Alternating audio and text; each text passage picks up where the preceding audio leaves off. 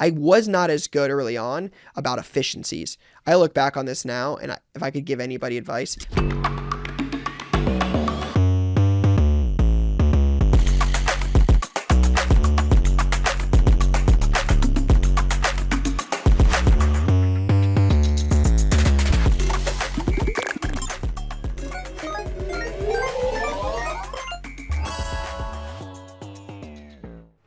what's going on, guys? Welcome back to another episode of Cards and Content. Fun but different episode today, as we are going to get into some Q&A, some question and answers. We haven't done this in a while, so this I think will be fun to kind of take a break from some of the interviews. We'll get back to them next week. Don't worry, we have a special guest coming next week. But to be able to answer some questions on everyone's mind, we did this early on, and I thought it was a cool way to create some, again, different content than we're used to.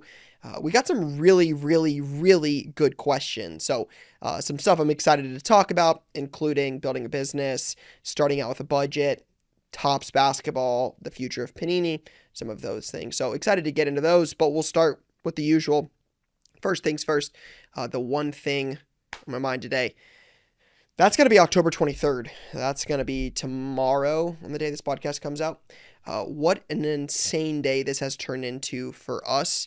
This day is gonna be special, but definitely gonna be just kind of an overwhelming day. But again, a lot happening, a lot of cool stuff, and yeah, I'll kind of jump into it. So first thing, we've kind of plugged this for a while. We talked about it a little bit last week, and just the time, the energy, and the planning that's gone into it. But the single biggest live stream we've ever done, anticipating north of 20,000 orders on Whatnot, 12-hour stream.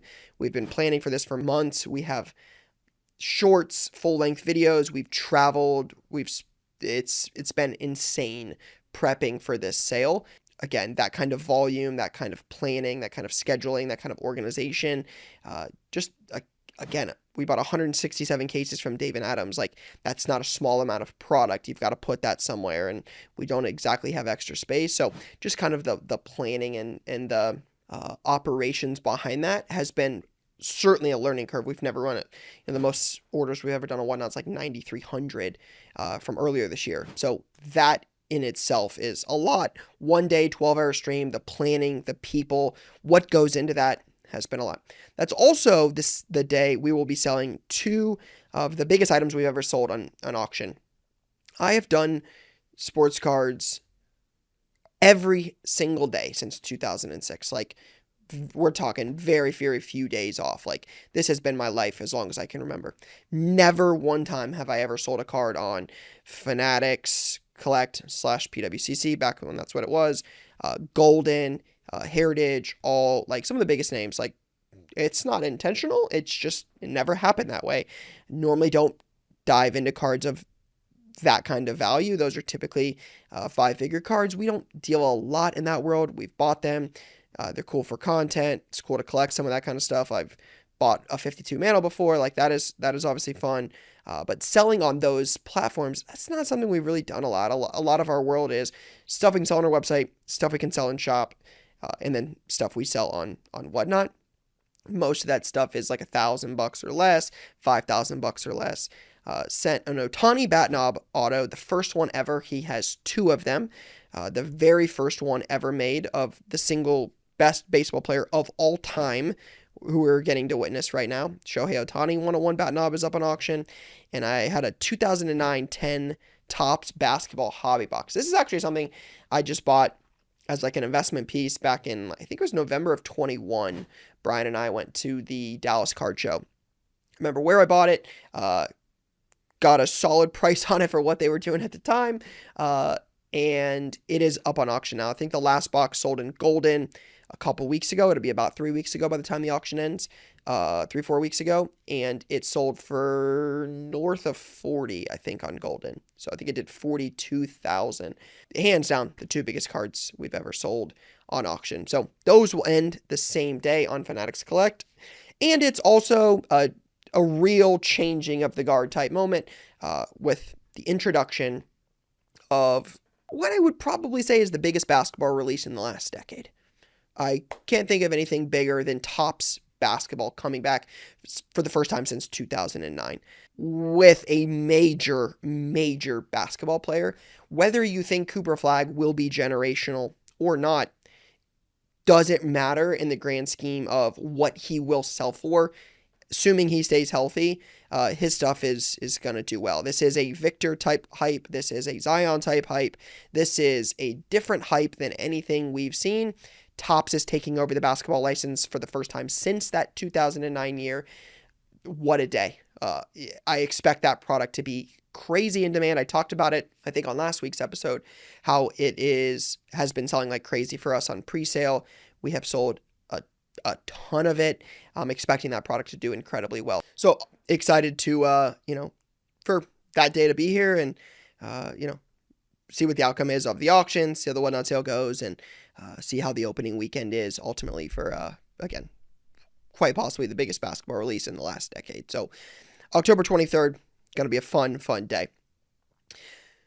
But yeah, outside of that, I think it just makes sense to kind of dive into some of these questions. We solicited them on IG, got quite a few of them, so we'll try to get to as many as possible. Won't be able to get to every single one, but we do have some really, really good ones this week. So as always, if you guys are not following on Instagram, if you could, cards and content on there, definitely check it out. Trying to post a lot of content on there. Some of the clips from these weekly podcasts.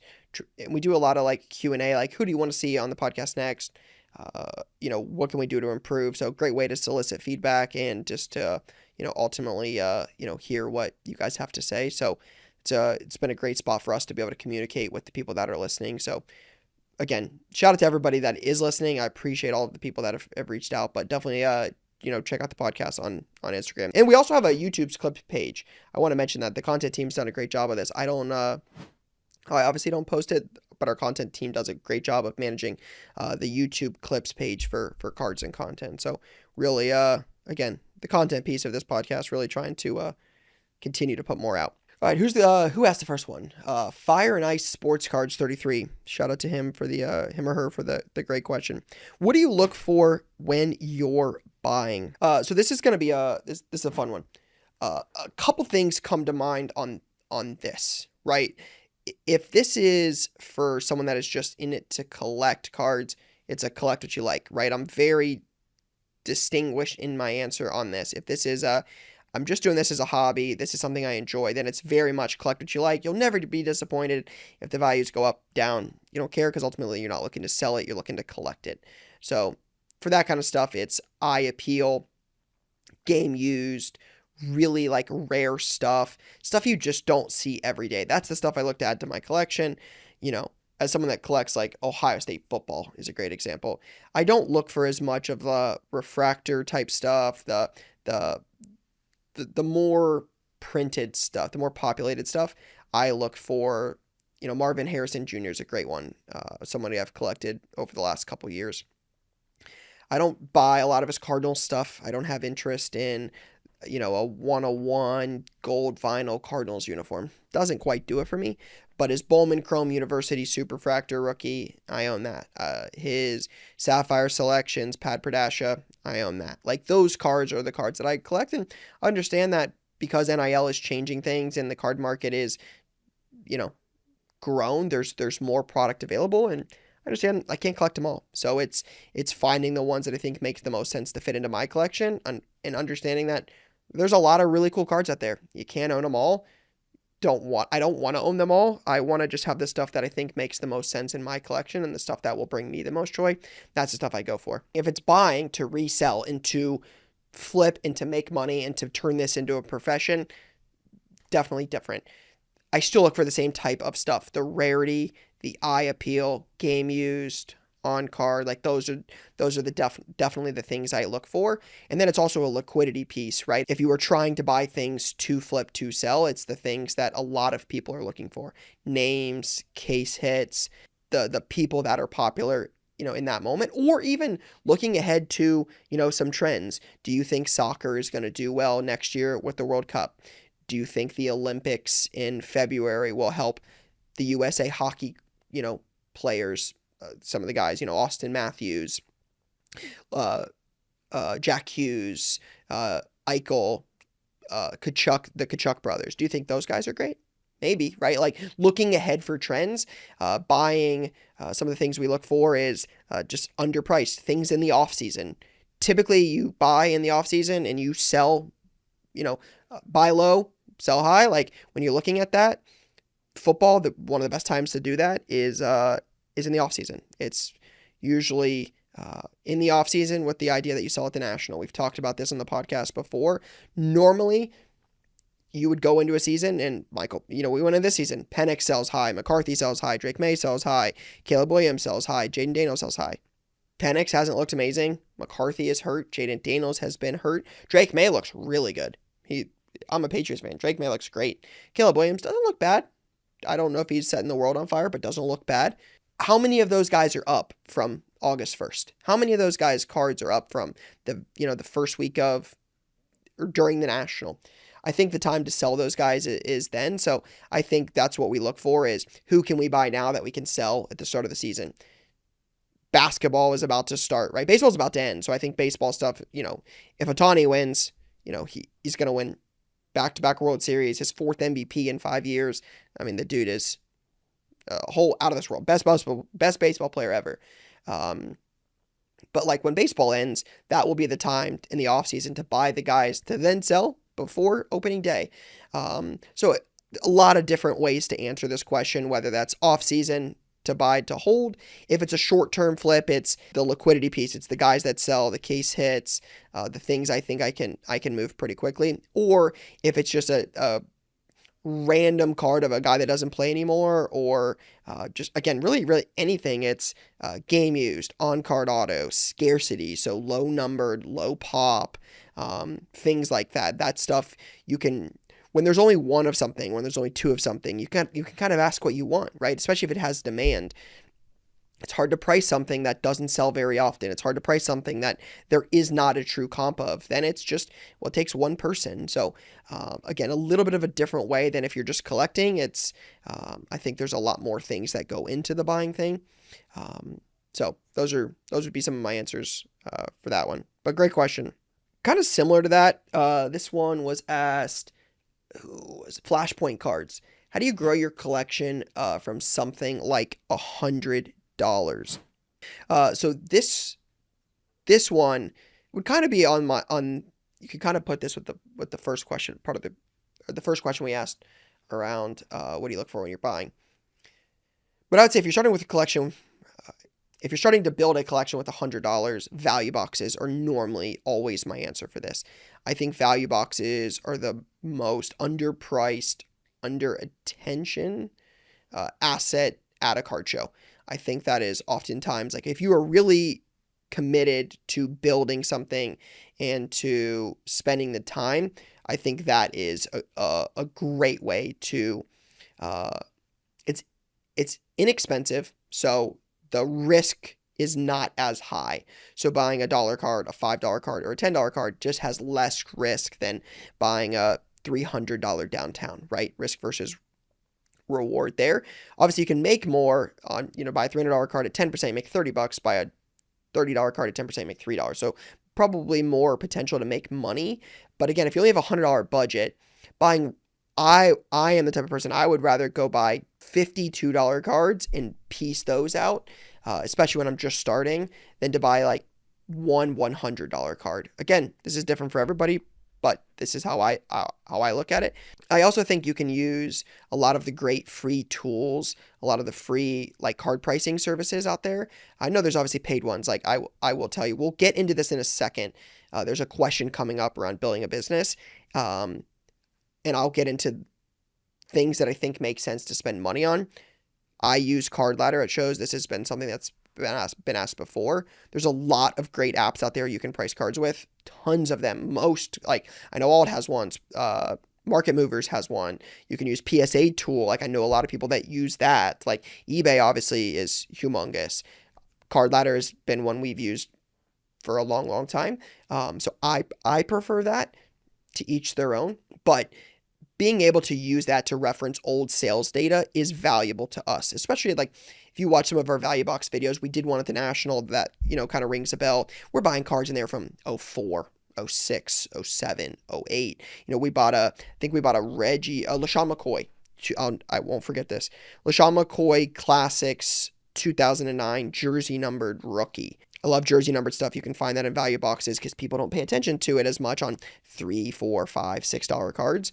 I think you can buy those kind of cards and flip them in there. So I love going through value boxes and using a program like Card Ladder that's going to show me cards that haven't, that were pulled 15 years ago, to be able to comp those cards, get an idea of the sales history of a card that is just not as transacted on as much these days. So I really, really like going through value boxes and finding some of that sneaky stuff in there. Another thing I look for, and you'll hear this a lot on this podcast because we have this section, we have the segment on here with Stock Watch with our friend Gabe Card Stacks. I love buying college stuff. I collect college cards. Love it. So going through those value boxes, we found the Upper Deck Tribute patch cards. We find legends of, college football. A guy comes to mind, Tim Tebow, Johnny Manziel. Those are great opportunities for, guys that were relevant at one point and have big time college followings. Vince Young. I talk about Iowa Hawkeyes. Like, there's a lot of opportunity in value boxes to find things that are, not your case hits, your Jackson Dart and your Cam Scatteraboo cards, like the stuff that is really hot right now. The value box, like when cards fluctuate in price, it's rare a dealer goes through value boxes. We sell cards in our value box all the time, like that are underpriced. There's probably 50 Cal Raleigh rookies we've sold in value boxes that just weren't worth anything at the start of the year compared to what they're worth, right now. So I think value box is a great thing at a card show for underpriced attention. So I love getting in value boxes. So if I had $100, I'm going through a value box. I'm looking for things using a pricing app like a Card Ladder. I'm looking up stuff and I'm trying to buy things in value boxes that I can then flip on eBay, on Facebook Marketplace, on Twitter. I know a lot of people do stack sales. Again, these are things I've not done, the Twitter stack sales. I know my guy, Gabe Card Stacks, has done these before and has built his business, running those. So I know a lot of people that do them. So if with $100 and you have some time, you can definitely do it. Like it takes time. And I think that's the other piece of this is just understanding like the patience piece. Like this is not going to happen. You're not going to have $100 and have 100,000. I don't believe in 6 months. But if you understand that you're trying to build something and you do have a budget, I think there's plenty of opportunity to grind out and to do the work. So that's what I would look for if I had $100. All right, let's get the next one here. Man, good questions today. This is from Articulate Rips. What kind of changes will we see in Panini products once they start producing unlicensed options? So I thought a lot about this because we've talked about this before. We talked about it a little bit with Sky B when we had him on here around like the demand for case hits and how some have still sold around, like Paul Skeens is a great example. Like his second year downtowns, his rookie downtowns, like those still sell for good money. But what happens as we play this out and you don't have licensed kabooms for Patrick Mahomes and the top rookie in their NFL uniform? Like, what does that look like? So I think, the first thing that comes to mind is what I expect for Panini in the short term is to essentially create what Topps has created. A mixture of Panini's new 25 product with the Topps model. So if you look at the Topps model for football or basketball for the last couple of years, when they don't have the licensing, what do those products look like? You've got deals with specific athletes. So Topps in 23 had, who was it? You had Bryce Young, Stroud, Levis, and AR. I think AR signed in both, but you had really Stroud and Bryce Young were really the big two. And then you had veterans. So you had like Anthony Munoz and Zach Thomas and veterans and Hall of Famers from the past. Not as many active guys outside of the exclusive deals. So again, I'm not going to speak like I know this to be finite, but it looks like from what I've seen online with the checklist around Topps that you're not going to see autos of guys like Luka in the Topps product. It's looked like for a while Luka has been a Panini guy. That seems to have been the case. So are we going to get Luka autographed, again, unlicensed, but autographed Luka cards in a Prism basketball? You're going to be able to pull a Luka autograph card, out of select basketball. I still anticipate Panini keeping their big name brands and just making them an unlicensed version with, again, the deals they have with Hall of Famers and veteran guys that you've seen in the Panini products over the years, where you're going to get Flawless Football. I ripped and hit I think I had 2 Isaac Bruce autos. We're going to get Isaac Bruce in Flawless Football. It's just not going to have a Rams logo. I anticipate that being the case with the NIL stuff. You've seen it in Score. You've seen it in Elite for Panini this year. You got Arch Manning. You got Lenore Sellers. You got Jeremiah Smith. You got Carnell Tate. You've got those guys on top of, they have the licensing now. So you have Ashton Genty. Do I think they could still have Ashton Genty in product? If they get a deal with him, they obviously don't have the NFLPA. They won't, they do now, but they won't in the future. For basketball, are we going to get Cooper Flag autos? No, he's a Topps exclusive guy. So you're not going to see Cooper Flag have those cards. They don't have any of that right? You're going to see potentially who could they have a deal with? Bill Laimbeer, right? Does Panini have a deal with Bill Laimbeer where they can put Bill Laimbeer in cards? And then who do they have in college basketball that they have any kind of agreement with? So the NIL, the Luka, the guys they have the current deals with. You see this now in baseball, in Panini baseball. 3-2 baseball has been a great seller for us. It has downtowns, plentiful. There's a bunch of them. We've not had any shortage of pulling them. Don't know if that's a great thing or a bad thing, but they're not impossible to pull. And then we've had some really cool cards. Griffey autos in there. Judge has autos in there. Witt has autos in there. Those are big names. Those are really big names. And then you can pull downtown Deion Sanders. You can pull downtown Paul Skeens. Not licensed. Don't disagree. It's also much cheaper. It's not very expensive because you can't pull, Shohei Ohtani patch autos. They don't exist in Panini product. So I think you're going to see an adjustment to the upside. I think that's going to be the biggest thing is the box prices won't be $5,000 for Prism basketball because you won't have Cooper Flag licensed Prism Black Finites in there. They won't exist. It's not going to be the upside you're chasing. It's going to be different. So I expect the prices of the boxes to come down. But that's not to say that they won't be in demand. We sell a lot of unlicensed Panini baseball. It is not very expensive. It has really cool potential in it. And there's case hits. I think Panini will continue to lean into that. They have the best case hits in the market right now. We've talked about that for a while. I'm very, very, very intrigued to see what Topps does as they start to take over more of these licenses, specifically basketball this week and then football in early 26, because Panini is able to sell unlicensed product with those potentials in there. And then you mix in some of the guys they have for NIL. They have Jeremiah, they have Caleb Downs, they've got Julian Sand, they've got Arch Manning. When I say Arch Manning, he was great in the beginning of the year. He's not so great now. But yeah, I think you're going to see Panini lean into their brands, their case hits, and the deals they have with specific athletes. We'll see if it works, but I would envision that's what we'll see out of Panini pretty soon. All right, the opposite side of this hobby. What sets are you most excited about for the Topps NBA licensing? Well, back when I got into collecting in 2006. The good old days, I'll say the some of the best days in the sports card industry, 2006, 2007, 2008, 2009. Those were really probably my 4 years to really, that I enjoy collecting. I love a lot of those draft classes. I love a lot of those products. You had products from both companies. So got a little bit of both. You had 2007 playoff contenders and you had 2007 Topps Chrome football. So a lot of variety there. I feel like it's good for the market. That's probably another question for another day. But what am I excited to see Topps bring? Obviously the nostalgia piece, right? You go back to the early 2000s, you have Chrome, right? You have LeBron, James, Topps, Chrome, rookie cards.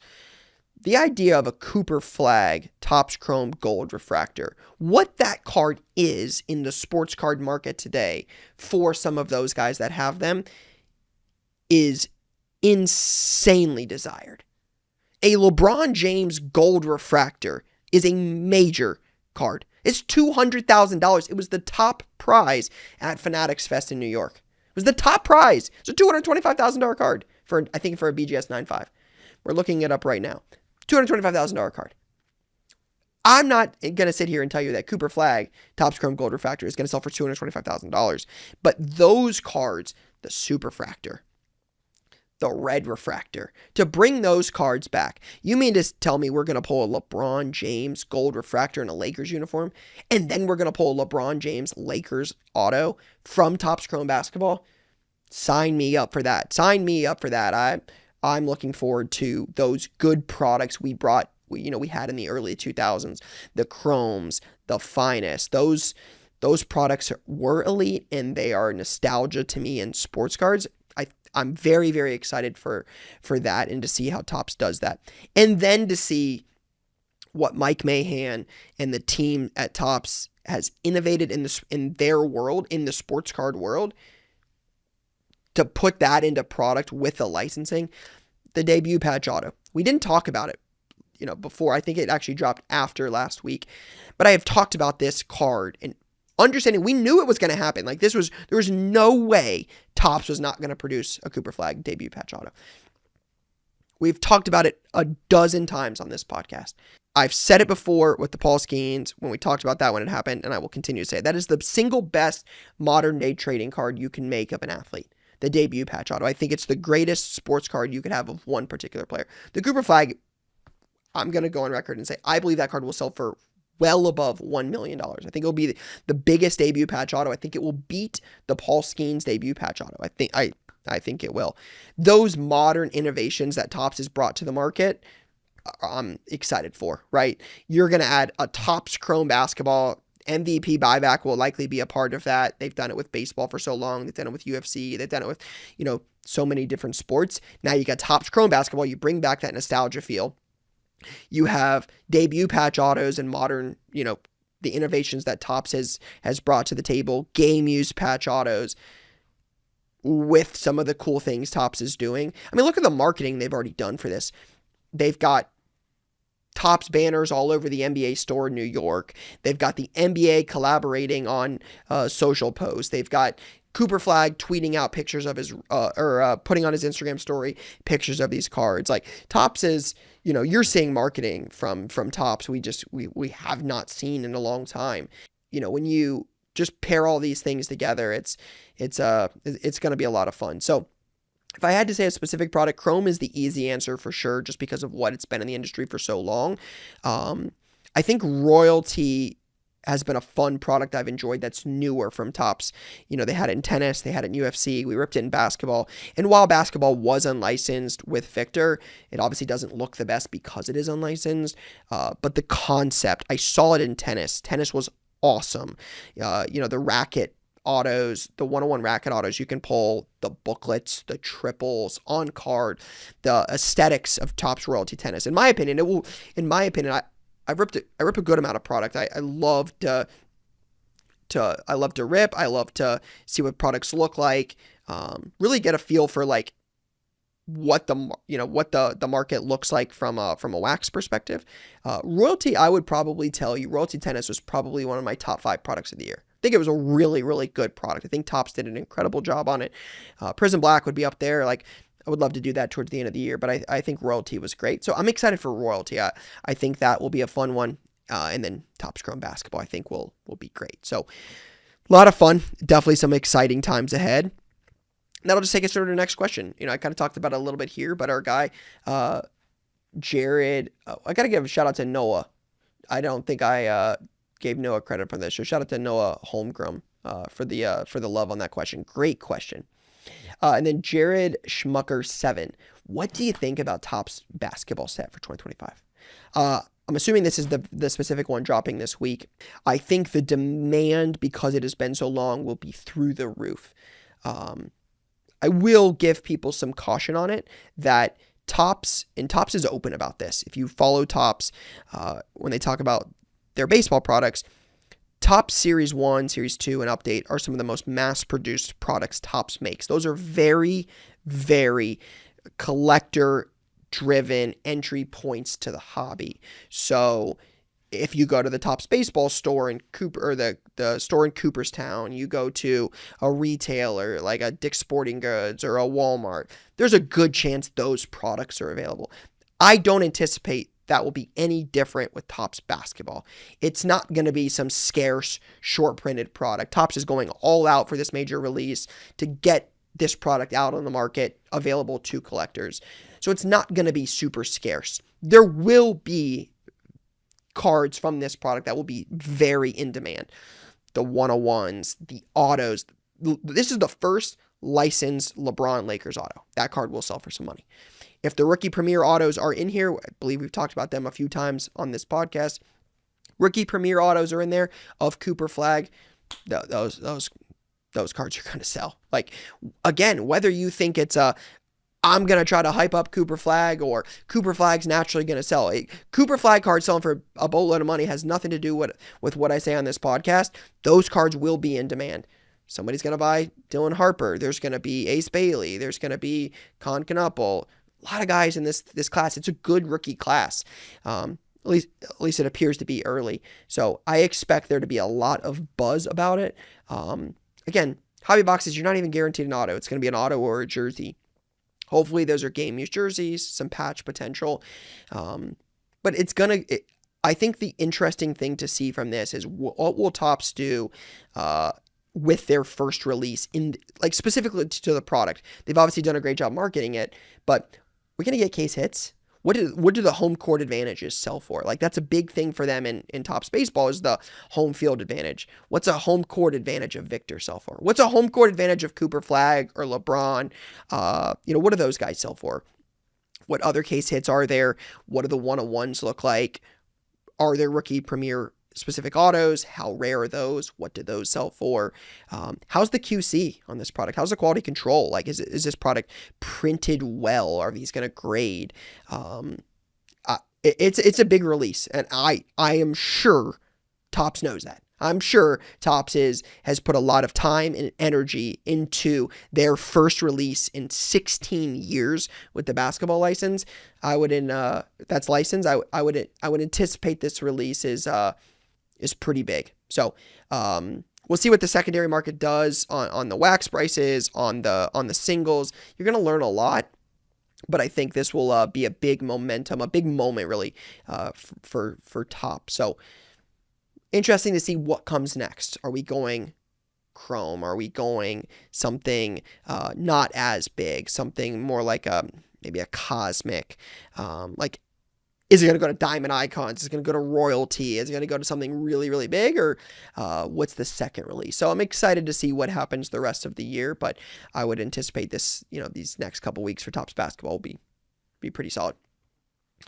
All right, going to try to speed through some of these here quickly. I know we're going long. For someone trying to buy and resell sports cards, what's the best tips you've learned? This is NJ Lang 11. Relationships matter. Relationships matter a ton. Oftentimes, a lot of people can buy cards, but I feel like our ability to buy cards has definitely come from the relationships we've had, not the ability to comp cards or to use spreadsheets. I think in a world now where so many repackers and people buy just because it's a numbers game, I can get 88%, I can pay you 85%, I can spend $1 million, I can make my 3%, and that's a game some people want to do, and more power to you. I think a lot of the ability to buy for us over the years has been the relationships, for sure. People first. We go to the Dallas Card Show, and that show it's this, in my opinion, it's the best card show in the country. That's not on like Dallas Fanatics Fest. I've heard great things about Burbank. We just haven't been to Burbank since the first one. I think that is 1A and 1B Dallas in Burbank right now. But Dallas is great. 600, 700, 800 tables. I don't know what the exact number is. Kyle and his team do a great job. Love going to Dallas. I really try not to miss it. Dallas is awesome. All those tables in there, I can tell you the first 5 tables I'm going to be at. I can tell you who they are. It's, our guy Curtis and our guy Brooks right in there. We deal with them almost every time. Our guy Francisco, who's been on the podcast, we deal with him a lot. We deal with, our guy Vince. You go down the list. There's 7 to 10 tables the first day. We'll see. I can tell you right now without even looking who we're going to. Great people. But we've also, again, those have been relationships we've built over 5 years, checking in on people, seeing how they're doing, being fair, like that relationship matters. And in a time where it is ultra competitive to buy cards, it's not like it was 10 years ago where 70 to 75% was paying strong, right? Like now it's 90, 100%. When it becomes more competitive on who you buy and sell with, that relationship piece is ultimately what will get the deal done. So I think that has been a big thing. And then a point I made earlier, I think is helpful is, buying before the moment, right? So if you get in the season now and you're like, I'm going to buy Jackson Dart. Well, what's the upside short term on Jackson Dart? Jackson Dart going to go Super Bowl? I mean, he might win Rookie of the Year. He might win some cool games. There might be some momentum. They're only making more product. Jackson Dart stuff sells really well right now. He doesn't have a lot of cards, right? Like, is Jackson Dart stuff going to sell really, really well in February? There might be some short-term opportunities to flip. The opportunity now is going to be who is coming up. Like, what do we look ahead to? I think that is the opportunity to look into is what is coming. If you were trying to buy a fad or a moment, in that moment, you're behind. Like, you're behind. We talk about it a lot. Like, I think a guy that does a really good job of this in the industry is Josh Rothcards. Josh buys some really cool cards. He has built something really incredible. He obviously sold to Jaden Daniels to, I think it's Josh Harris, the owner of the Commanders. Really cool moment from last year's Fanatics Fest. Josh buys incredible stuff. He's bought some really big soccer, kabooms. Like, if you watch his stuff, like, you know who he is. Like, he is a big time buyer. We always say if Josh is buying it, that moment is past. He is usually really good about buying something before it blows up. So it's about looking for those moments before they actually happen, not saying Jackson Dart is really good. You could have bought Jackson Dart stuff 3 months ago and made money buying his college stuff, right? You could have bought Carnell Tate. We'll talk about that later on this podcast with Gabe. Carnell Tate stuff, Ohio State wide receiver, is up a tremendous amount. There's those opportunities, but if you buy them when they're not playing, they're not all of the talk, that's the opportunity to buy, right? It's guys you think are going to be good later, moments you think will happen that will raise those, prices. When something is relevant, when something is on it, the Olympics is an easy one, right? The Olympics are coming in February. When the Olympics are on TV, people are going to be rooting. Look at the what was it, the Four Summers, what was that tournament they just did last summer?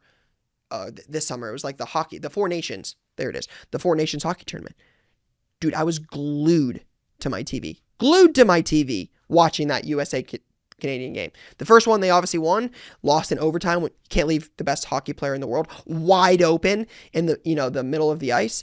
McDavid buried it early into overtime. Dude, I was glued to my TV. Does that moment lead to a short term? Again, selling is also the key part in this, not holding as it goes up and holding it forever, thinking it will go up, in perpetuity, but capturing that moment when the USA hockey team is battling, hopefully for a gold medal in the Olympics. Do people want to buy a Matthew Tkachuk auto? Do they want to buy Jack Eichel? Jack Eichel is one of the best hockey players in the world. Maybe not. No idea, right? Like, is Anthony Edwards going to win an MVP this year? Do you think that? Do you think Victor Wembanyama is going to win MVP and Defensive Player of the Year? Could.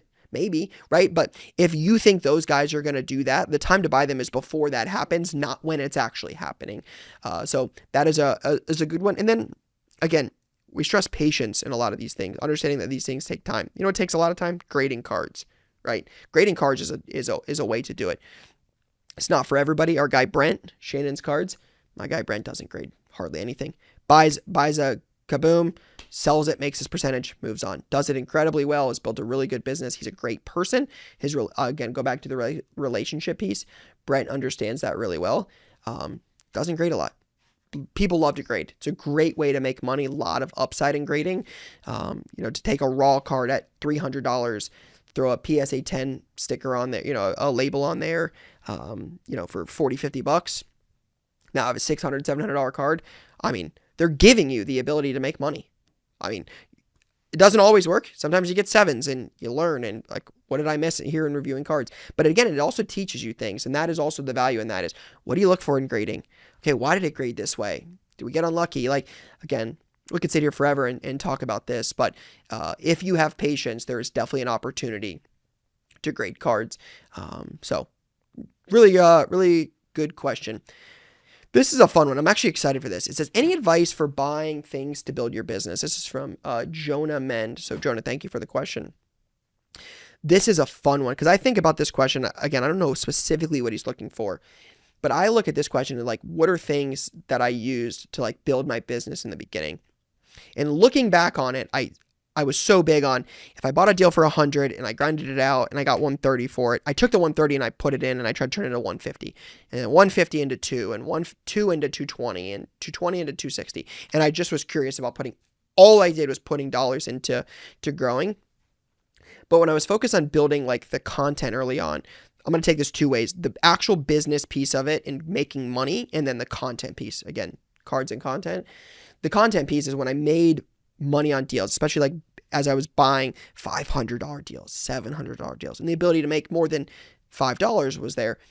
What I would often do is, if I would buy a deal, let's say for $1,000, and I thought I could get $1,200 for it, and I got what I would do is I would either make the $1,200 and I would take 100 of the 200 and I would put it into like a giveaway. So for instance, if I bought a lot, made $100, I would go buy like a Zion case. I'd go buy a hobby box. I'd go buy a cool card I thought would be timely, and I would run a giveaway on it. I use it to just, hey, follow us, tag 2 friends, win a $100 card, right? It allowed us to grow. It allowed us to meet new people. The attention early on, like as I was building the Instagram page, was valuable, right? I was trying to, again, you meet new people, you can buy and sell.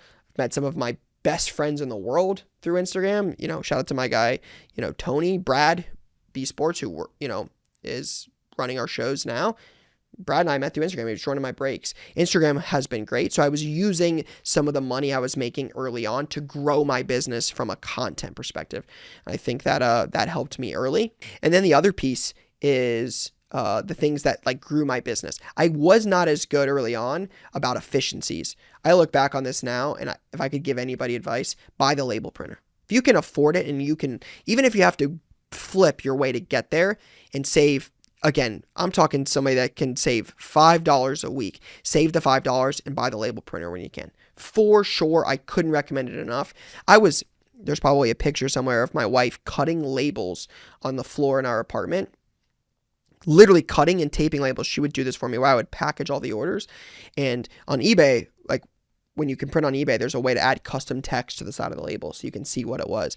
So I would print them with custom text, and it would say like Gronk RPA, and she would see it. And the way we package cards is the back side of the card is, you can see the front side of the card had like a business card and a couple like base cards as fillers. So she could see the back of the card would say Gronk, and she could put it in there. She could tape the label on, and she would help me print labels or cut labels and tape them on packages. That was the worst use of time. I could have spent so much more time over the course of months, a year, building my actual business if I wasn't cutting labels, pasting them, or taping them on there. Just the efficiency piece is so much more valuable when time is limited. Same thing with like a scanner. Improving the quality of your pictures, the ability to scan cards faster. We have it's like a Epson 550V, I think is the printer, or the scanner. I think that's what it is. Yeah, scanner. It's V550. I think it's like an Epson 550V. Great scanner. Not a $5 scanner. It's not insanely expensive, but it's not cheap. Those kind of things were things I wish I would have spent more money on. I would have spent more time focusing on in the beginning, buying bubble mailers in bulk, right? Buying labels in bulk. They're more of an expense up front, but then they become monthly expenses or quarterly expenses. And again, going back to the tools I mentioned earlier, Card Ladder is a great one, right? Like whether you use Card Ladder or Market Movers or any of them, there are paid apps out there that give you access to crazy data. They have trends, they have graphs. There's real ways to do it. Obviously, that's not what we spend all of our time on these days. But if I was starting out today, those things matter a ton. Same thing with paid Discords. Like I'm not an active member. I'm not a member at all in Ryan's Discord. But I know from being in cards how many people are in that Discord, right? Like a lot of people are in there. I've heard from dozens of people that pay, I think it's $15 a month. Say it's a great place to sell cards, right? Like I think some of those things, those paid expenses, whether it's a Discord, whether it's Card Ladder, whether it's a scanner or a label printer, those things are things if I was starting over, I would have prioritized earlier in my business. Again, I say that because it's like, it is hard to say that because ultimately not paying for PhotoBucket led me to Instagram in 2013 and pushed me on this path to building a pretty good sized sports card brand through not wanting to pay $5 a month to post my Instagram or to post my photos in PhotoBucket. But the access to that data and what is available in some of those apps, specifically like a Card Ladder, like a Discord, like those places to be able to get better, to buy better, to understand the market better, to understand a card's data better, I think would be tremendously helpful in the modern day sports card market. So fun question. I could probably, again, a lot of these questions are really, really good. These are ones I could literally do entire episodes on. I love some of these questions, but just a 10-minute ramble on some things I think would help.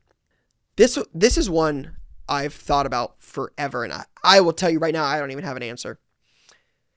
Hank BH29 says, what player has the most underrated card for sports cards? This is really, really hard. Because you look at it now and you would say the GOAT market is on fire. So, Ronaldo, Messi, Jordan, LeBron, Brady, Kobe, Curry, Ohtani.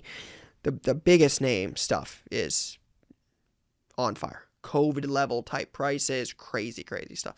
Then you look at the rookies and you see, I think a Jackson Dart downtown did like $3,600. And I would tell you that is not underpriced. So I look at this and I say, what is underpriced? And it's hard for me to really pick a particular player that I look at and be like, this person is underpriced. For me, a lot of the way that I look at the market today is more set based. It is finding specific things in the market, not necessarily a player. Like I don't do as much prospecting as I did back when I was buying Derek Carr and Jimmy Garoppolo to flip. Because those guys, you could buy those guy rookie autos for $20 to $30. Like you can't buy Jackson Dart and, maybe Tyler Shugg if you think he's going to get a chance in New Orleans, but there's not as many opportunities in the prospecting thing. Again, with what I know, like you could tell me there's a baseball player, there's a lot of things. So I shouldn't say there's not as many opportunities. There probably is plenty. It's just not what I spend my time on. So I don't think that's a fair statement to say there's not opportunities, because there's probably guys out there that bought Cal Raleigh and guy's going to win MVP as a catch, it's going to be 1A or 1B for MVP. So that would be foolish of me to say there's not as many opportunities. It's just not what I spend the time on as much. I look more for like the sets. So, I love the first, I talked about this, obviously I collected Disney with my son and my wife, but I love the first of something. And as I collected F1, I've been really big into that for a while. I watched races with my wife, been to the races. I bought a lot of 2020, and then I got into 2021 as F1 was having a huge cultural moment with the docu-series on Netflix. Um, and as time progressed and some of the F1 stuff cooled, it's obviously like, I think Lewis just did like 65K for a Raw 1 to 4. Some really big sales on like Lewis stuff lately. Again, going back to that GOATS piece. The 2021 stuff, the 2022 stuff, that kind of stuff ended up, some stuff did okay, but the majority of it, I think one of the things I learned is to buy the first year. I look at that with the Disney stuff, and there's some cool 24 and some cool 25, and that's why I've been a little bit pickier on some of that stuff, is because 2023 is the first year. There's not as many numbered cards. There's not as many parallels. It was printed in the UK. A lot of it is off-centered, so PSA, again, finding some of those, oddball things in the market that are not as easy to find. That's one of the reasons I like the first year Disney set as much as, again, they were not all super centered, so it's not as easy to get 10s on them. So some of those refractors and stuff have lower pops because they're, again, printed in the UK, not as much of it, not as many numbered cards. Again, just some quirks in it. Yeah, Lewis 10, patch auto to 5. It's the vertical, the single patch, the best patch auto from this set. Did 135K recently. It's a massive card. So I look at like first year, and then again, it's kind of what we talked about, but it's the stuff you don't see every day, the stuff that doesn't pop up. I think there's opportunities with that kind of stuff because if there's not cards comping all the time, it's an opportunity to set the market with the next comp. So it's game used, it's bigger brands, so Flawless, National Treasures, Transcendent, Diamond Icon, some of the more popular brands. And then it's, again, the stuff that you don't see every day. I like the first year stuff a lot. This is a tricky piece. One of the questions I don't think we're going to get to on here, but it talked about like, the future of Panini product. And that's one thing I think will be interesting to track over the next 6 months, 18 months, and beyond, is what happens to the end of the Panini era for sealed product, right? What happens to case hits? Like in a market so dominated by case hits, when Panini is unable to make licensed kabooms, downtowns, and color blasts in pro uniform, what happens to the ones that already exist? The early stuff, the stuff that's more rare, the gold kabooms, the green kabooms. What happens to those when there's not a new one coming out next week, right? Like some of these guys only have one, some of these guys only have two, right? A gold kaboom of a player like I think Max Crosby's one. I have the green kaboom for that. I think Max Crosby only has one kaboom. And if he's not in this year, or even if he's in this year, he's got two. If he's not, he's got one. Is Panini going to make another absolute by the time the licensing is up? Unlikely, right? So I look at some of the better inserts from the Panini era and think, what will the market do to these inserts and this wax in the long run when Panini is no longer making them on a yearly basis? Not saying it's underrated, not saying it's necessarily worth buying. I think it is something that I have my eye on and am very curious to see what happens to it. So we'll see.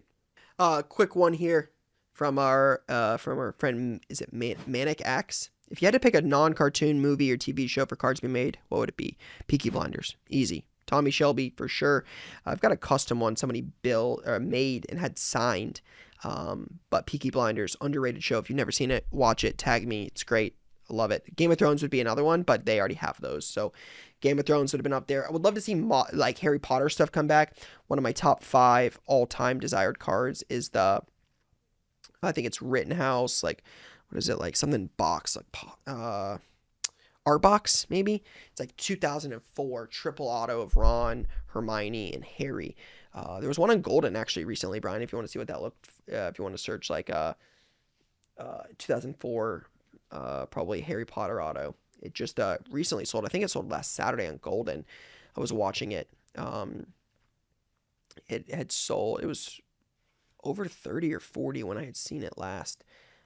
That is definitely one of the more desired cards for me, is one of those cards. So I would love to see that kind of stuff come back, but I don't know how what are the chances we're going to get any autos of those guys these days? So something that doesn't exist right now, I would definitely tell you is the Peaky Blinders for sure. That would be my answer.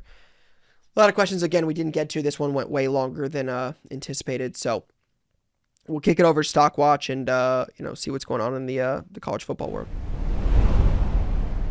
All right, what's going on, guys? Welcome back to another episode of Stock Watch, joined by the one, the only Gabe Card Stacks, here to recap the weekend that was in college football, including the number 2 team in the country going down this weekend. What has that done for Carson Beck's Heisman campaign? What will that do to his card prices? We'll talk about that. We'll recap some of the big games. We'll give you a value box play this week because we didn't do that last week. We kind of skipped over that. It wasn't as big of a focal point. We'll talk a little bit about Bowman Chrome U. We might get into that briefly, but I have a feeling because when we're recording this, it's not officially out, that we'll likely make that the subject of next week's episode before the biggest college football product of the year releases. So enough talking for me, my friend. How are we doing today?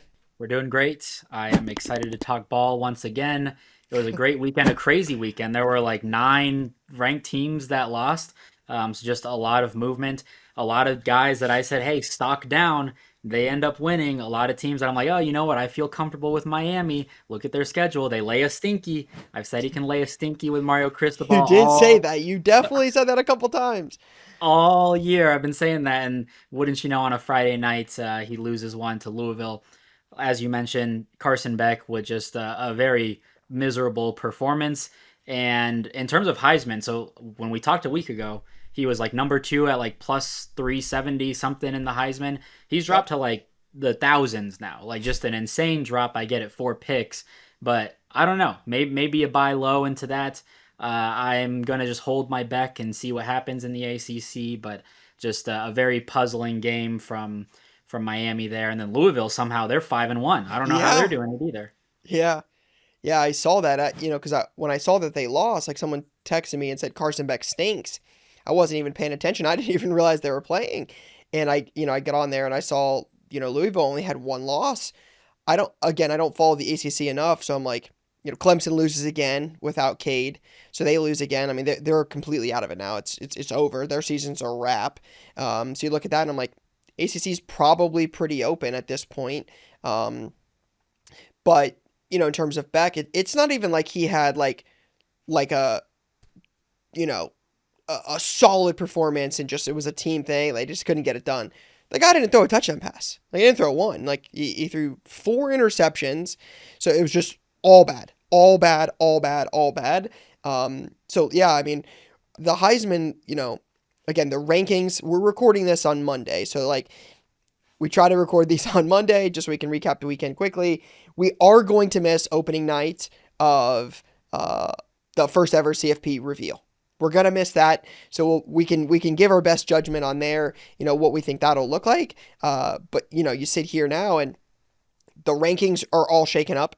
I think 4 or 5 teams in the top 10 lost. One of the top guys for the Heisman loses. It's going to be interesting. I spent some time this weekend looking at who has done what, some of these like early cases for the Heisman.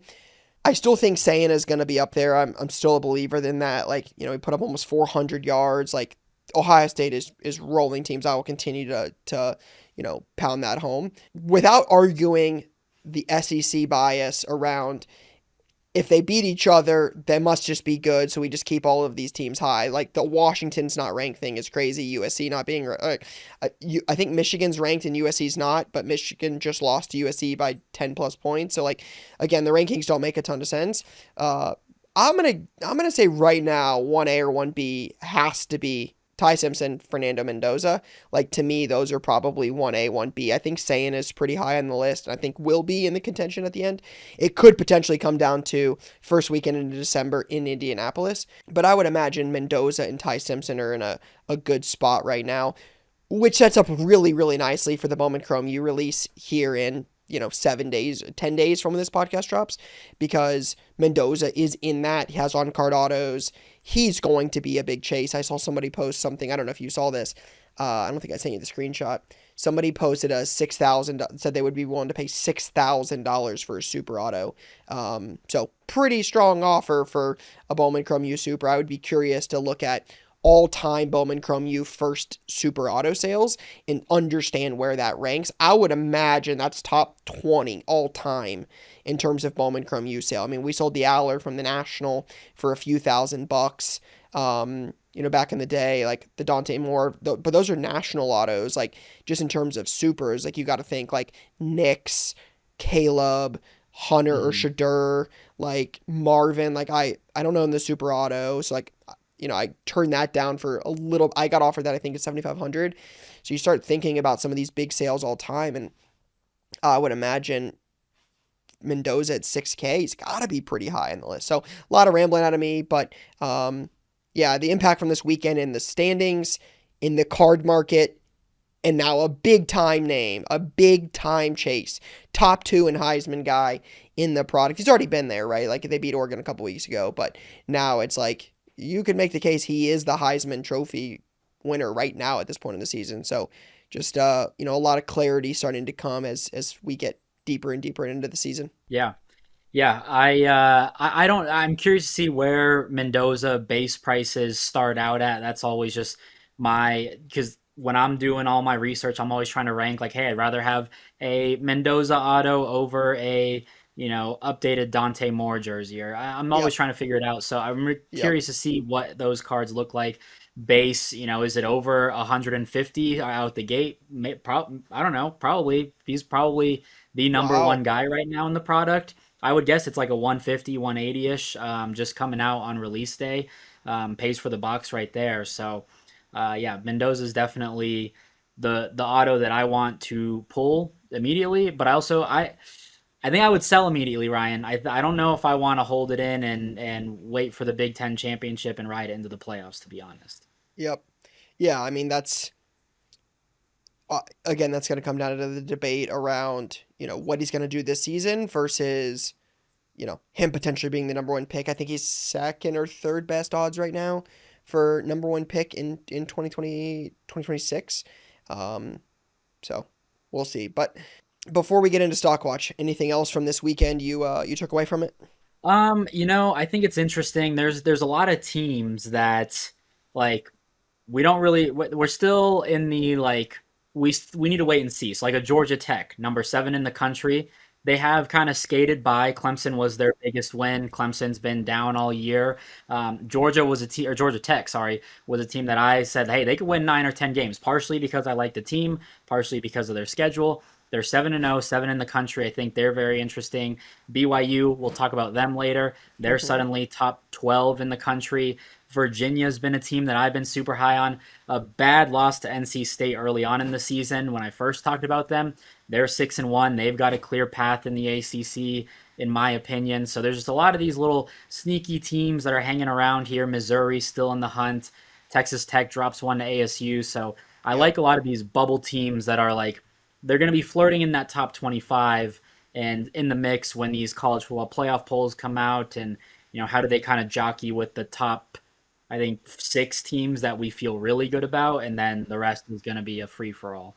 It's you know, before I get too much into it, you said, these teams kind of like hanging around, like still kind of like a wait and see thing.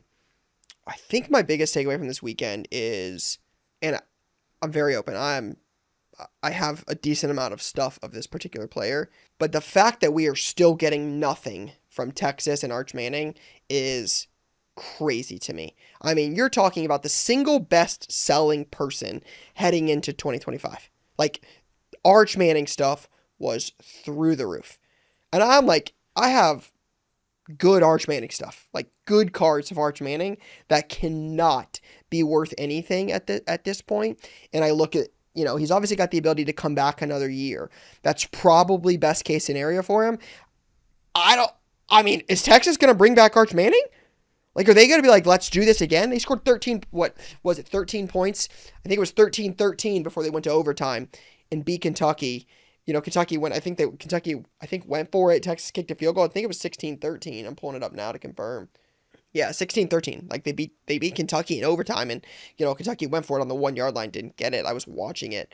But, like, this team doesn't look great. Like, he's shown just not a lot. And I look at it from this weekend and I'm like, okay, this, Arch Manning, like this is the weekend we're gonna figure it out.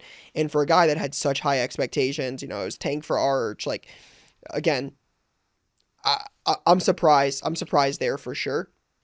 But the other thing, you mentioned that group of six, and that's really, like, I think what I took away from this weekend is I just feel like there's like 16, like 5 or 6 teams, really, that you just sit here and you're just like, I think this team could be really, really good, is really, really good, could be a contender.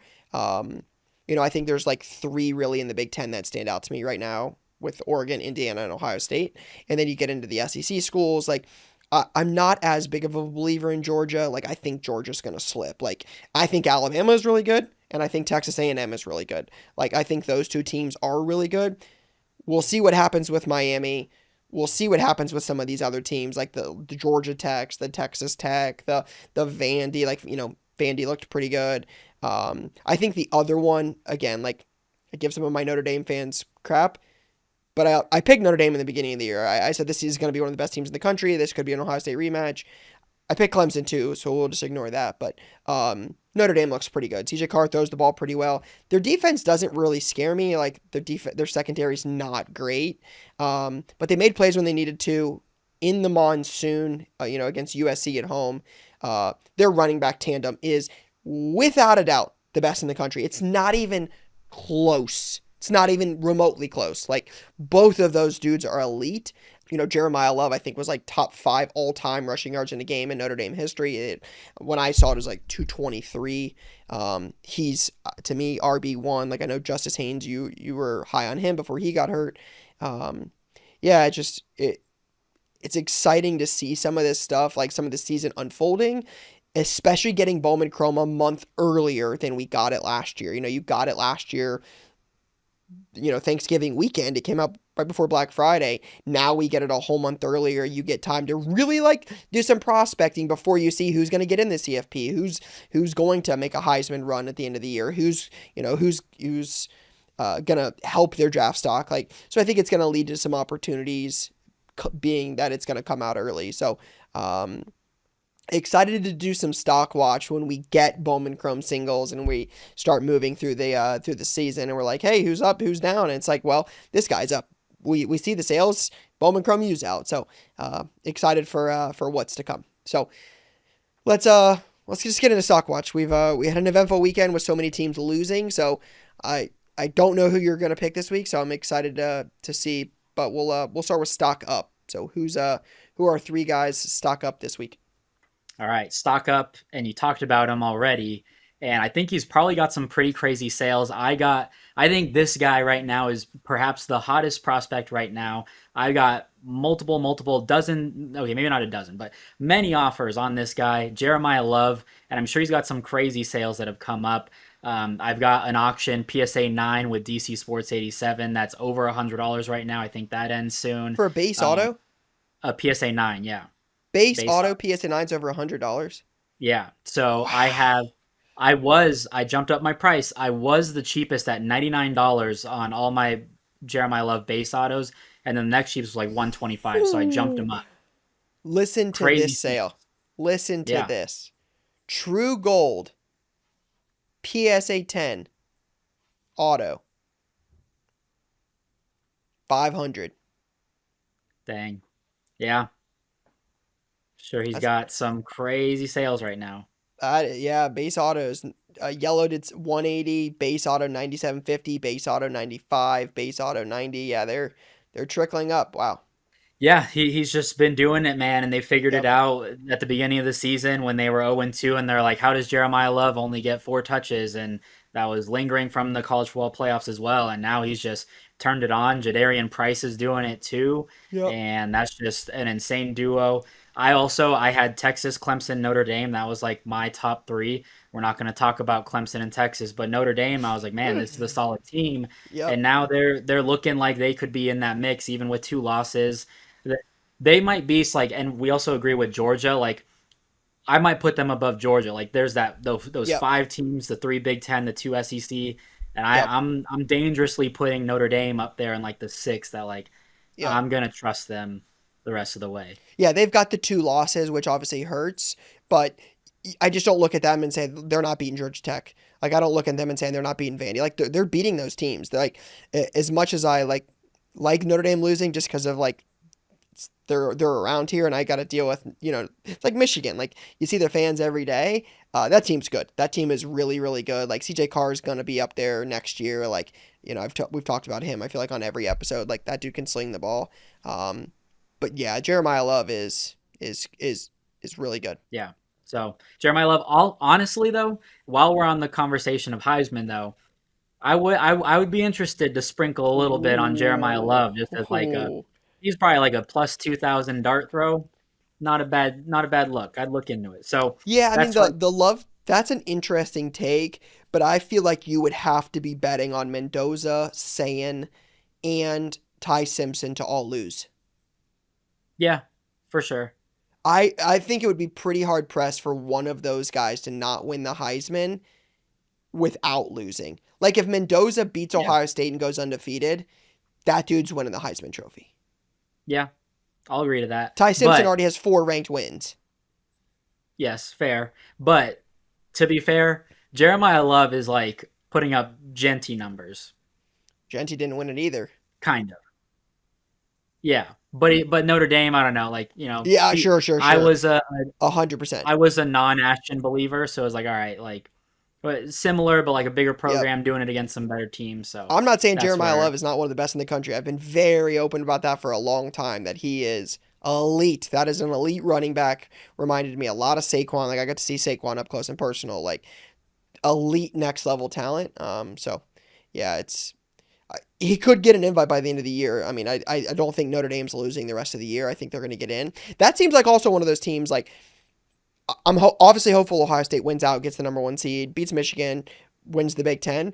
Uh, that's one of those teams that if they don't get a bye, I would not want to play them. I would not want to Mhm. play them in the first round. I would not. I wouldn't want nothing to do with that. Yeah, agreed. Yeah, they're dangerous. All Yep. right, number two. This was a no sweat Gaby game. LSU Vandy, either Nussmeyer jumps up or it's Diego Pavia, and it was Diego Pavia just doing it, man. And he not a lot of autos, but 6-1 top 10. I saw a good tweet. Their football team is ranked higher than their academic program. And we're in uncharted territory with Vanderbilt. I love Diego Pavia. He's my favorite player in college football, and he told us, Ryan. He said we're gonna go to the national championship. We're gonna win. We're gonna. I think he said undefeated. Fine, they lost to Bama, but he's backing it up. He's doing it. I just think he's one of the best, most fun players in college football. I'd be curious to see what his sales are. I just sold a Vandy We Turn auto at auctions for like 55. Yep. That was running this weekend. And another guy who is in Bowman that I'm very curious to see where his price is if they can hold on, because they got Yep. a tough stretch in the second half or in the next 2 weeks before release. Yep. But that's another auto to watch. Yeah. I think that's the most important thing is obviously a couple tough games before the release, but at this point it's nice to have big name chases in that product, and I feel like Pavia with Mendoza is going to give us a couple guys. I mean, you're talking about 2 top 10 quarterbacks. Like win out the rest of the games, like gonna have real opportunity. Like I'm thinking through this. I'm like, if he wins out the rest of the games, goes to the SEC title, like gotta be in New York, right? Gotta be like in the Heisman contention, like whatever quarterback it is that comes out of the SEC. I mean, outside of like Stockton, I'm like, if it were to be Pavia, if it were to be Ty Simpson, if it like, it won't be Arch. I'm like Lagway in Florida, like they just fired Napier, but I'm like, I feel like I'm trying to think, is anybody else going to come out of the SEC outside of like Vandy? Like Ole Miss lost. Ole Miss lost this weekend. I don't love Stockton as there. I'm like Pavia's going to have a could have a shot to win the SEC and go to New York. I think Bama will do it. I don't think he's going to win. I think Bama would win. But I don't think it's crazy to say that this guy could have a shot. And he doesn't have any cards right now outside of, like, I think Leaf and maybe On It. Yeah, he might have wild card as well. He's doing Either it, way, I man. mean, Leaf auto at a 25, just sold for 45. The inscription autos that you're talking about, we sold one this weekend on ComC. They do like 55, $60 now. Um, yeah, his stuff is definitely moving. He's like his good stuff. If they win this weekend and next week, like this weekend, if they're a top 10 team in the first, they're going to be a top 10 team in the CFP. But if they win this weekend, going into Bowman Chrome U release weekend, that will be top 3 auto to pull. Yeah, for sure. They got college game day this weekend, and then you catch it right before that next week. That's a And that's a that's a that's a game packed with a couple, Gaby card stack, guys. yeah, for sure. Yeah, I'm excited. Bo Prabula, I've been buying his stuff. Kind of discouraged a little bit with just the way that he's been playing, but started out the season hot. Really like Yep. him. So yeah, good All game. right, number 3. All right, number 3, Ryan. It's time. We must put Carnell Tate on the list. I've been a There it huge. is.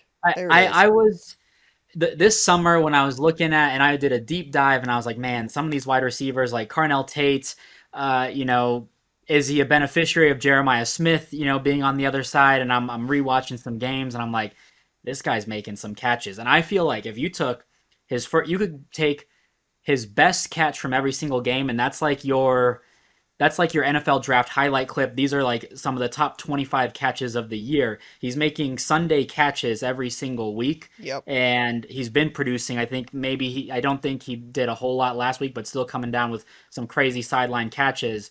He's producing, he's making big time catches, and like now legitimately the conversation of wide receiver one. He's always just it's just such a mess up there, but like him, Yep. Jordan Tyson, I'm leaning towards Carnell Tate now. I'm kind of going all in on Carnell Tate. He's doing it. Man, this is a very special day. Like, it's just good to see the best team in the country getting some love on this podcast. Like, you know, it's also good to see it when it's not from me, because obviously, like, I get to watch it up close and personal every Saturday, and I've been saying it for a long time that, like, this is a good team. Like, I spent some time on Friday talking with some guys that cover the team around Ohio State's pace of play. And, you don't see Ohio State putting up 75 points in every game, like scoring 85 times and pulling the starters at halftime. Ohio State actually, going into last weekend, had the slowest pace of play in the country. So Hmm. intentionally slowing down games, reducing possessions, trying to stay healthy to get through to the national title. I think the team you see right now and the team you see at the end of November will be two different teams. I think this is intentional with Ohio State. I think they want to run the clock. They want to get guys experience. I mean, I don't know if you watched the game. I know I texted you, so I'm good to see Carnell Tate, because I texted Gabe and I said Carnell Tate, and I think I hit you with the eye emoji. I forget what I said because I don't remember, but I had definitely poked you a little bit with Carnell. And you watch the game, Isaiah West gets some runs. You put in Miley Graham, Quincy Porter, the next 5-star guys at a wide receiver. A lot of guys are getting minutes. Like, defense, offense. This is very intentional with Ohio State. So obviously I am incredibly biased. I mean, they've given up 41 points. It's like the top 5 lowest ever since like 93. All 4 of the other teams have gone on to play for Natty. One of them lost. The other 3 or 4 won. This Ohio State team, I'm in. Like, this team is good. They're better than last year. This team is special. And with the Carnell Tate thing, I've seen this in Columbus for a long time, where it's like Jeremiah Smith. It was Marvin Harrison before. You're like, how good's Jeremiah? Well, Marvin Harrison, the best receiver in America, is there. And then you get Jeremiah Smith, and this dude, 1,500 yards as a freshman. We obviously know, like, the Iowa catch, the Michigan State catch, the national championship, like the Tennessee catch. Like, this guy, it's just highlight after highlight. And it was like a mecca last year, when it's like, is he really good, or is Jeremiah the real deal? And you've seen a mecca this year. You've seen what he's done. Guy's the top 5 receiver in fantasy, or in football in yardage as a rookie. there's always that main guy. It's been Marv, now it's Jeremiah, and Carnell Tate is showing why this dude would be the number one receiver on any team in the country. It just happens to be in Columbus. Some of the catches are crazy. This Buckeye team is a lot of fun right now, and Carnell Tate is making some really special catches. He just happens to be overshadowed by the best offensive player, the best player in college football. Yeah, so I mean, each week it's more of it's just such a team effort, and I'm just like, man, and I mean, you could argue Julian saying he had a phenomenal game, 400 yards, 4 touchdowns, whatever, and like in the Ohio State mindset, like this kid could be kind of like a CJ Carr, how like Notre Dame fans viewed him, where it's like this kid could win like 4 national championships at Ohio State, like assuming Yep. a dynasty and just the portal and just the development. Because again, I don't know how they had 8 guys on that defense, and now they're in the NFL. Like it's just like they're just reloading every single year. So I don't And know. we were talking about I'm it in. on Friday. I mean, Ohio State realistically right now has like three guys you look at and you're like, these are first round dudes on defense. You have Arvell Reese. I think I saw it. McShay had him at 8, I think. Like, again, I've been talking about Arvell Reese for weeks now since I saw him play. Micah Parsons Jr., like, this dude is the real deal.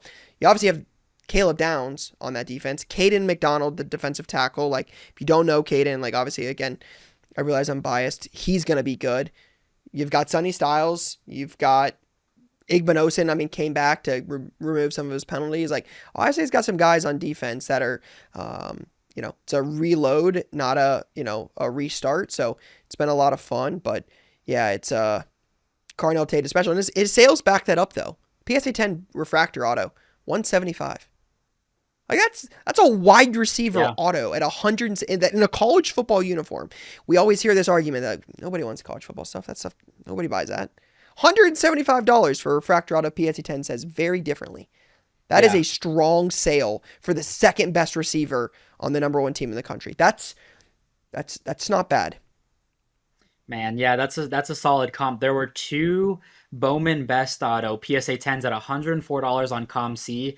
I was gonna grab them, and I'm like, I'll pass. The base and just it's like a $30 card.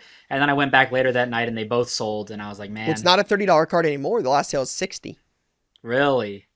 Brian, scroll up a little bit. We have card ladder Wow. up right now. Yeah, an on and auto just did 60. Oh, sorry. I was looking at a yellow. Yeah, the last base auto is 35. Yeah, 35 bucks. Yeah.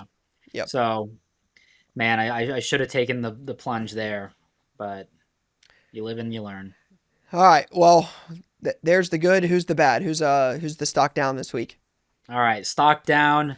Going with Garrett Nussmeier, Mm, LSU. Just things are not. This was my number one pick all throughout the offseason. I'm like, man, in November of last year, he was still he was kind of a golden boy, but still like not having a great year. But there was all this conversation like, hey, if this kid declares, look out for number one. So that's when I kind of clued in. Bowman Autos came out at like $4 out the gate or $40 out the gate. And I was like, all right, I'm gonna keep an eye on this. And then he stayed in school, and people were like, "Yo, first round pick next year." That's when I yep. started going in. Things just aren't going super well on the other side of that Pavia game.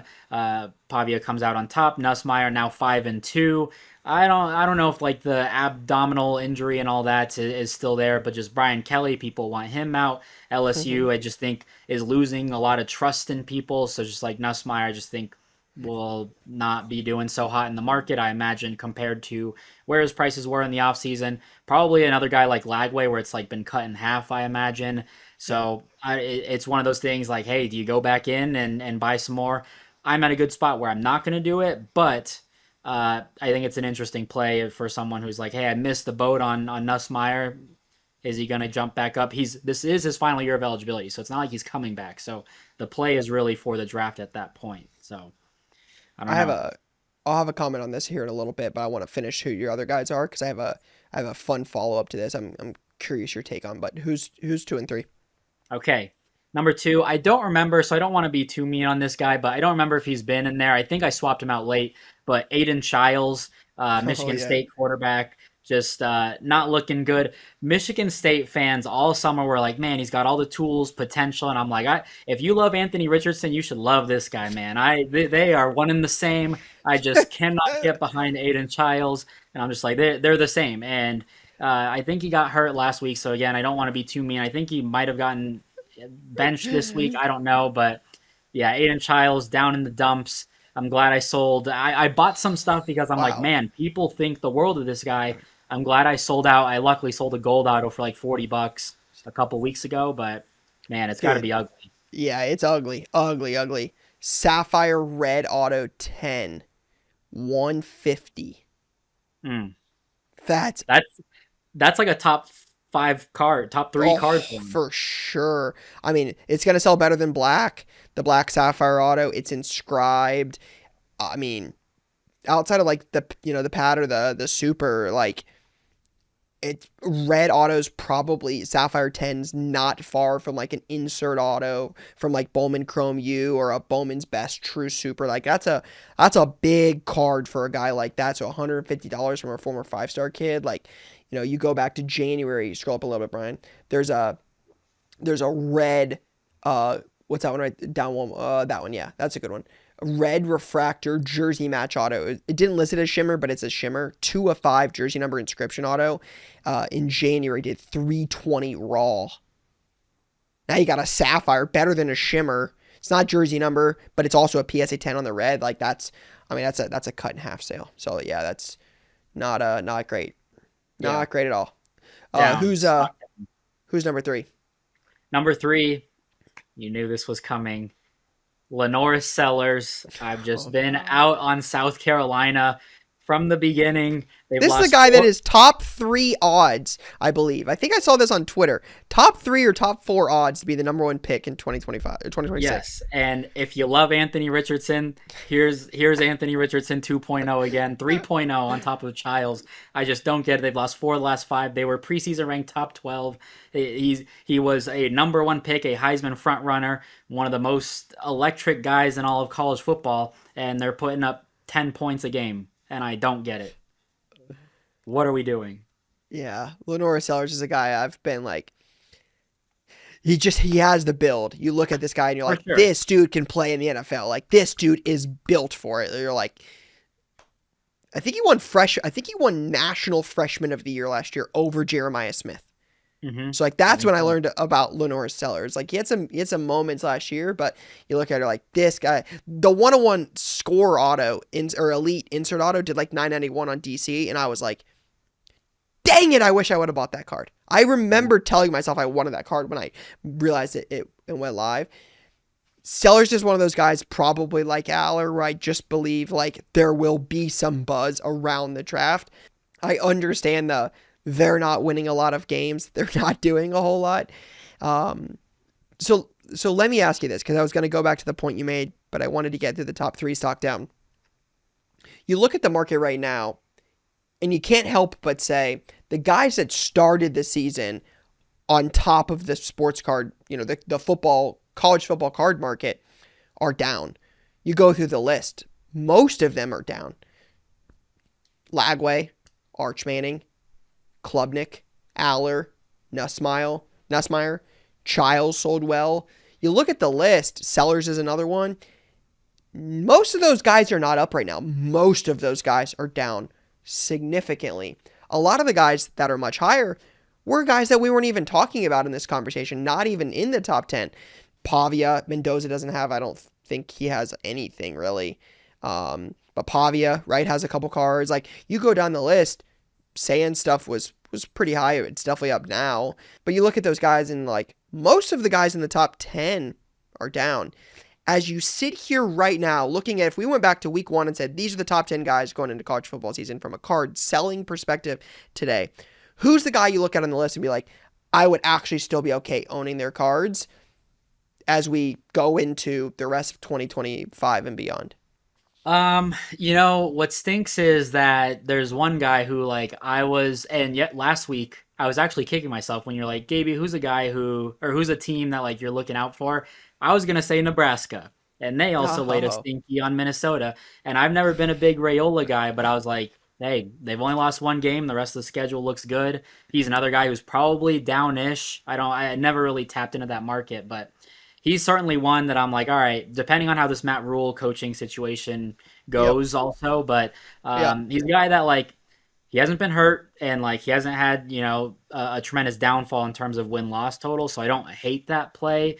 But out of like the major guys, I mean, I guess from a value perspective, it might be Drew Aller, to be honest, because I saw his Bowman first autos touch like $20 the other day, which is Ooh, like down, down bad tremendously. that's not half. That's way below Yeah, half. yeah. Like those were $100 preseason. Yeah. Wow, there's some rough sales in Drew Aller stuff right now. So just from that perspective, we don't know the severity of the injury of course, but I heard it was a just broken ankle. okay. Yeah, That's what I had that's heard on Twitter was broken ankle. not great. Not Not great. great at But all. yeah, I think just from a value perspective, I'd go there. I don't hate the Klubnik play, but I've never thought that like the NFL thought highly of him. Like that, my play on Klubnik was like, hey, they're running this 16-0, and he's gonna win the Heisman. That was my main angle there. So Yeah, not great not there. good. Yeah, Drew Aller Gold SGC 95 auto first Oh, 104. I bid on that. I bid up to that for like 96, I think. I mean, that had to have been a 275 $300 card 3 months ago. Yeah. There's a PSA 10 green first auto that did like $92 a couple sales before that too. And I got a little nervous. I didn't bid on that one, but the gold, there were a couple SGC sales that person was auctioning, and that one not great. Yeah, there's some strong Drew Aller sales from before. So yeah, I think Aller's definitely up in the conversation. Lagway is an intrigue. I think some of these guys are intriguing just from the transfer opportunity that I think is gonna come up. Like Lagway and Rayola again. I think Matt Rule will end up leaving. I still am a believer that that is who Penn State is gonna get is Matt Rule. I'm still a believer that that's who it'll be to replace Franklin. I just don't think Urban and Nick Saban want to go coach at Penn State. So I think guys like Rayola and Lagway could end up in the portal and could create some serious buzz going to another school. Like those, again, just like Rayola is one of the top quarterback prospects ever. And, Lagway was pretty high up on most lists as well. And just has the build. So not saying they're going to be amazing. I think there will be an opportunity though if going into next season for both of those guys because I think both guys still have to come back for one more year. Yep. So I still think there's an opportunity there. Arch just has the name right now. I will probably move on from most of my Arch Manning stuff. Like I just don't see I mean, he's at such a big school. He's got such a big name. Like there's an opportunity. Klubnik is.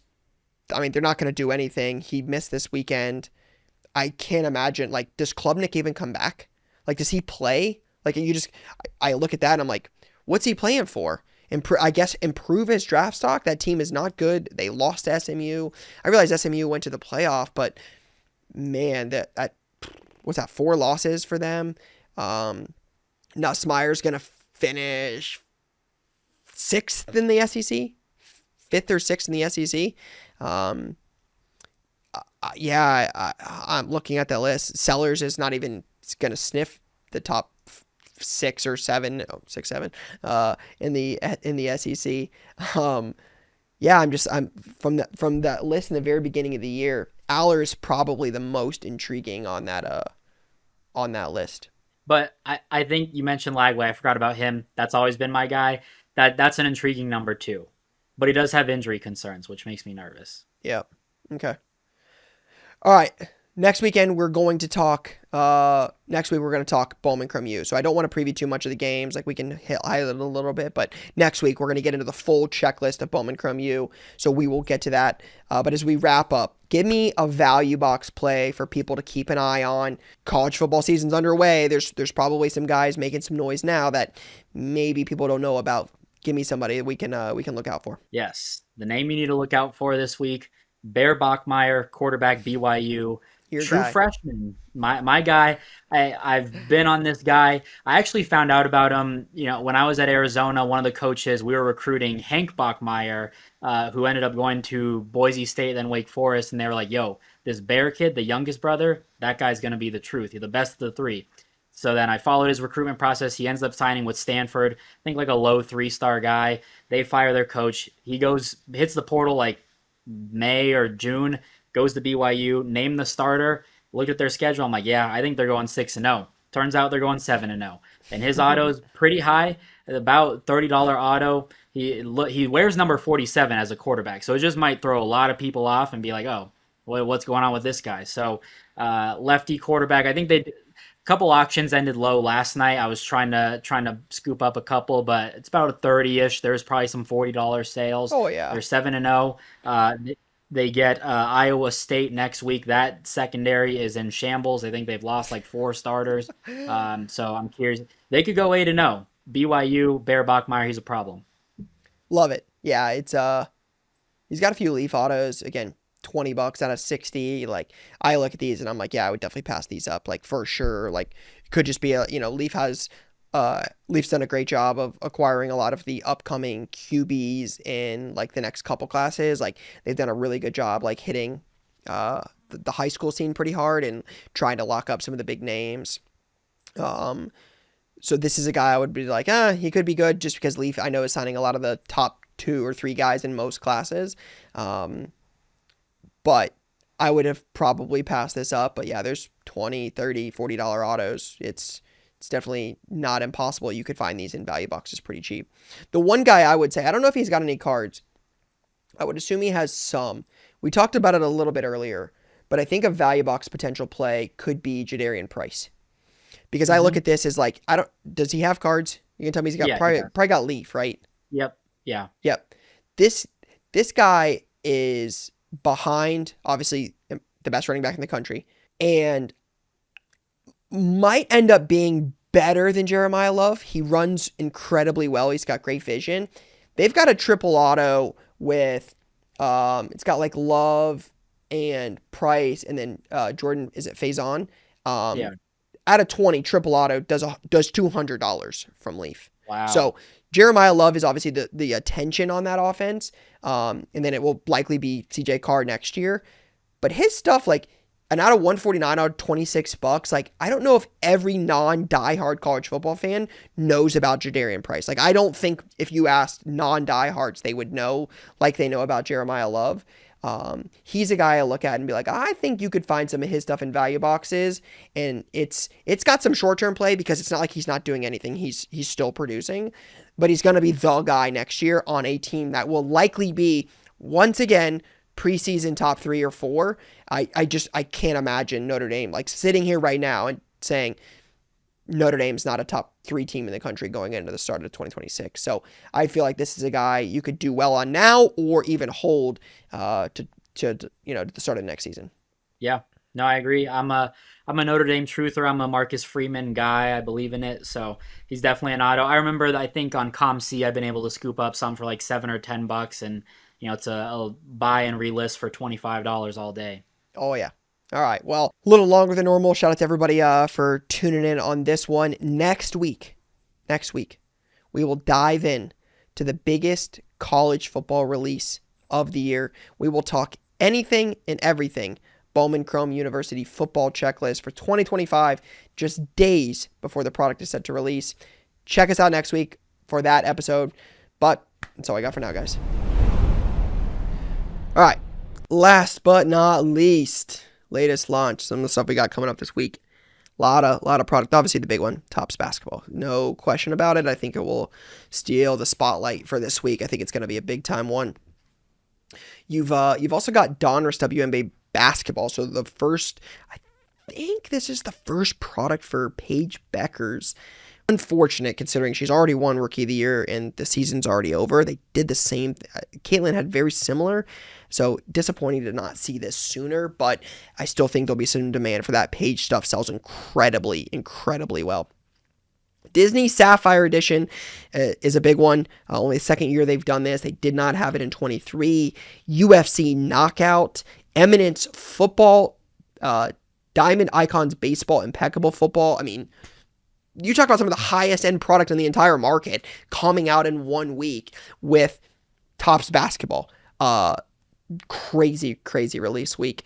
Gonna be an expensive week for sure. Those are some big products. I mean, on top of the volume available for the volume that exists for Topps Basketball, with a product like Eminence Football, Knockout, Diamonds Icons, Impeccable, like those are not like $50 boxes. So gonna be a fun week, and excited to see what some of these products look like. So I'll stop rambling. Longer episode. Shout out to everybody for the questions. Shout out to everybody for the feedback. Shout out to everybody for listening. That is all I got for now. Peace, guys.